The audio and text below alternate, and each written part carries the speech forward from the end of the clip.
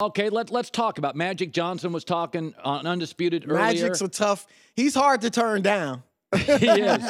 So let's just talk about this. What if, it's just a scenario here.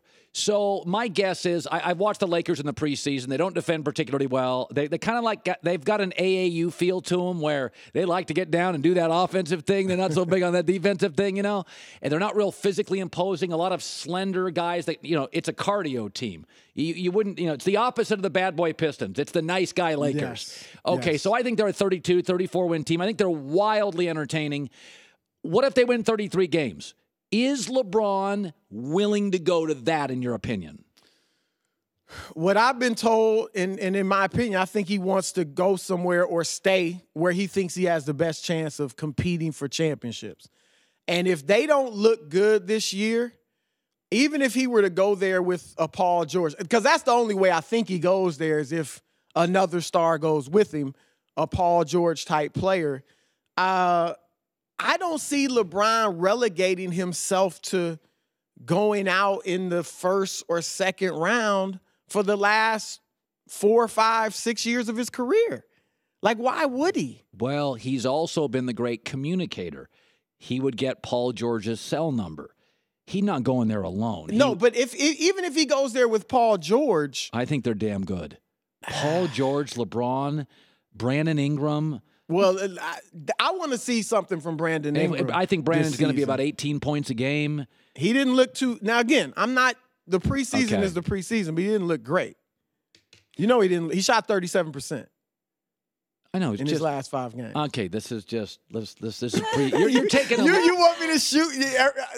You got a lot. I'm shooting down your Lakers theory. I don't watch the NFL preseason. I don't watch the NBA preseason. I just don't think it means anything. I agree. I don't overreact, but there are times when you see things in the preseason that you should take heed of. I remember seeing the Jason Kidd Nets run over the Knicks that I was covering for the New York Times in the preseason, and I said to myself, I don't want to make too much of this. That was Latrell Sprewell, Allen Houston, Larry Johnson, good Knicks team. But I said, I think the Nets are for real. And based on that preseason, and they went to the finals, of course. So you can see tendencies, see chemistry, things like that. Chris Broussard joining us. The Warriors, I think, have now elevated above LeBron as sort of the talking point of the league for the first time in 15 years. It's very interesting. Now, I know it's a small thing, but I want to throw it out there. Steph mocks, KD mocks Steph's shoes. Now, I know it's just a little thing, but that KD's people and Steph's people, the shoe people, are like, hey, time out. Now, we got... Yeah. Listen, there's a standard now. Okay, once you win it, everybody gets along. All the Celtics got along. Then they won a title. The next year they didn't. Now Rondo's an issue. Okay, once the standard's been set with Golden State, it's like 70 wins and a title. Do you think there is the potential? Again, once Kobe and Shaq won a title, it got tougher every year, the chemistry.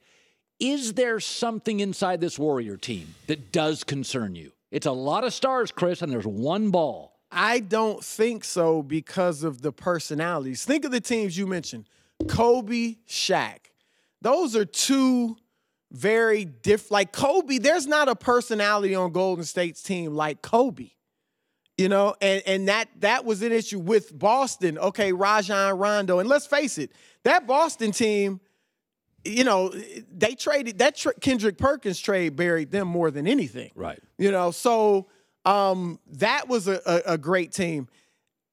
Steph Curry, just like Tim Duncan did it, they're different personalities, but just like Tim Duncan did in San Antonio, Steph sets the tone in that franchise. He did it years ago by just being their best player and his selfless personality. That sets a tone for that franchise, and everybody else buys in. Okay. Klay Thompson just wants to play basketball, play with his dog, and, just hang out. Like, he's not worried about getting all the accolades. KD gave up his team to go to somebody else's team. He wants titles. Yeah. So Draymond is the only guy that's volatile, but they need that. They need one guy like that. And he understands, I'm not going somewhere else to be the man.